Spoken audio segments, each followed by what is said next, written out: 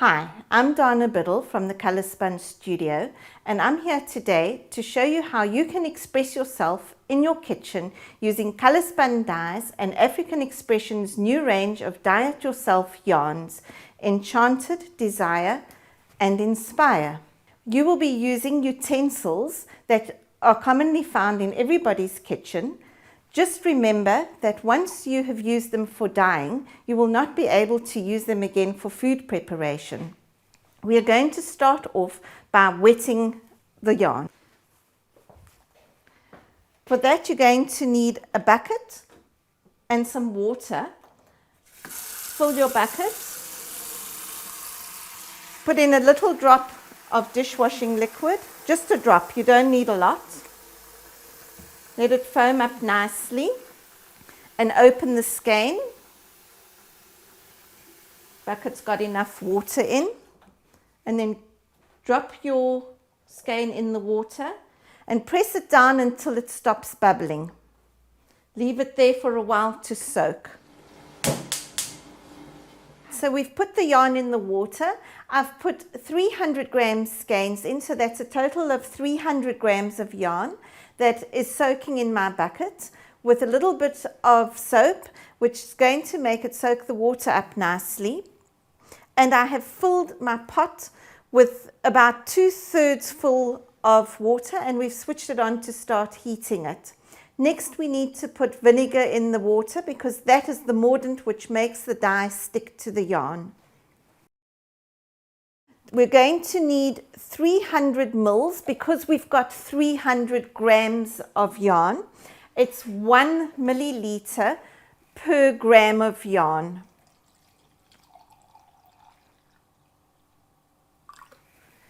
That's the vinegar in.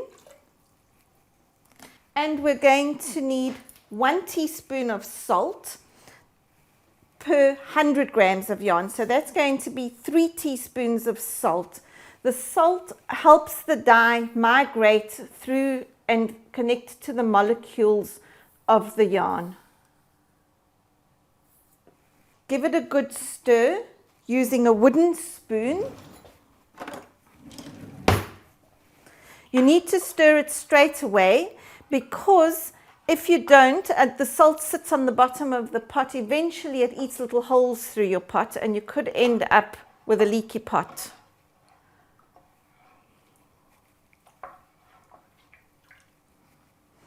And then put your lid on and let it warm up. Now we're going to mix our dyes. 5 grams of dye will dye 100 grams of yarn at full saturation. Anything more than that is just a waste. So to make our lives easy, we're going to measure 5 grams of dye into 100 mils of water and make a stock solution.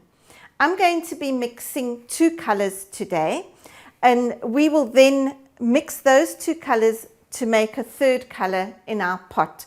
The colors I'm mixing are turquoise and yellow, so we're going to get a green. First of all, we're going to need a kitchen scale. Any kitchen scale that measures in 1 gram increments will do.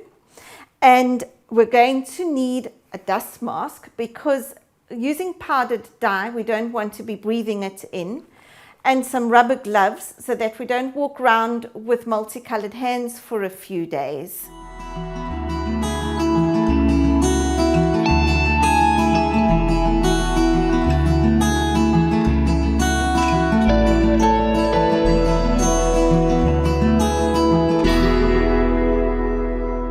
We have soaked the yarn and it's nice and wet. We've warmed our water in the pot and we've mixed our dyes. And we're ready to put it all together and get some color onto the yarn. We're going to need a syringe to measure the dye into the pot. I must just mention, use only 1 syringe for each color. Don't mix them. Don't mix your teaspoons either because you're going to then contaminate each color and you don't want to do that. I'm going to not use all of the dye. We could do. It will all be taken up and then we'll get a really dark green.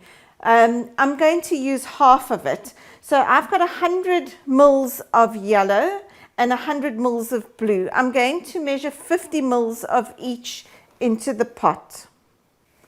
Doesn't matter which order you do it in. There's 50 mils of yellow. And I like to then just store my syringes in a jug of water so that I don't make a mess. If you're worried about your kitchen tops, it's a good idea to use either a black bin bag or some plastic or perhaps some newspaper just to protect the tops of your counters.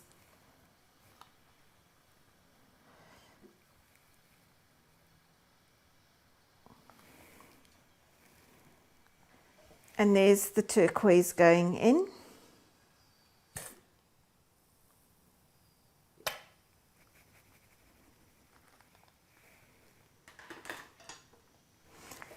Give it a bit of a stir to mix the dyes up.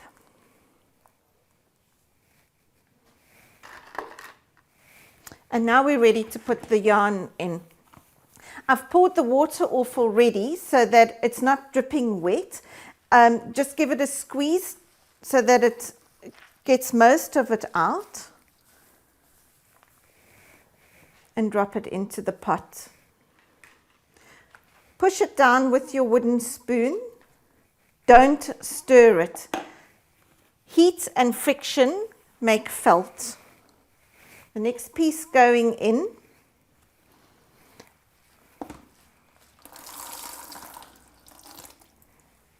And the last piece.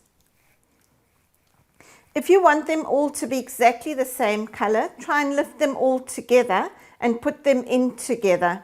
Otherwise, the first one in gets the most dye.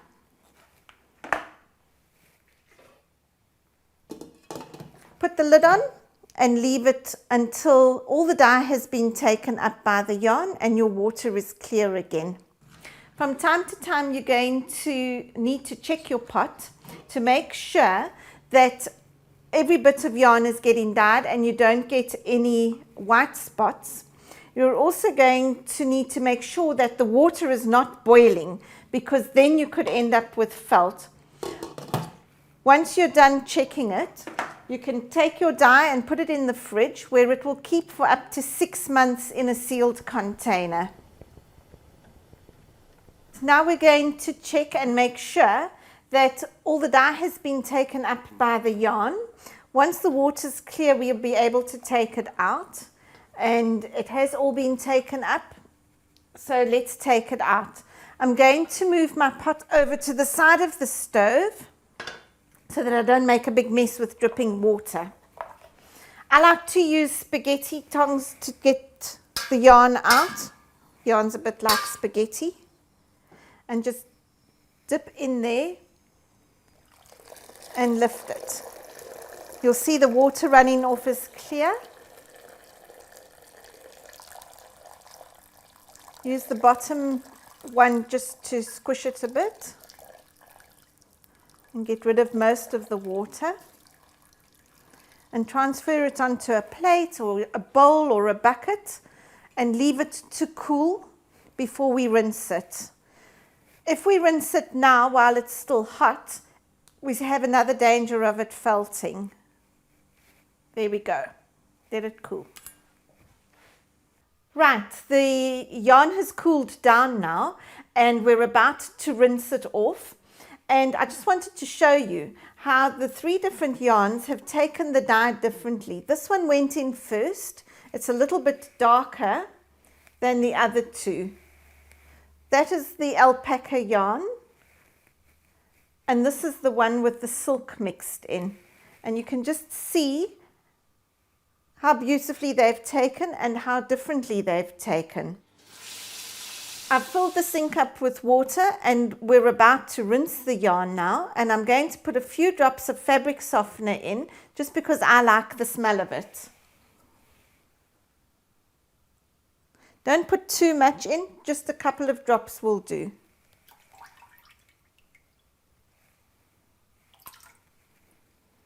Give it a little swish around and then dump the yarn in. The yarn is in the water. Give it a minute or two, give it a little swish around, and then we're going to take it out, give it a bit of a wring to get rid of most of the water and hang it out to dry. You'll notice that the yarn looks all matted up and knotted. Don't worry about it. It's going to straighten out later once it's dry. We've rinsed the yarn and got it all out of the water now, and as you can see it's a bit of a mess on the plate. So we're just going to lift it up and straighten it out in the skeins, all three of them. And here again you can see how beautifully they've taken the colour and how each one is different. And once you've done that, we're going to hang it out to dry, and then happy knitting.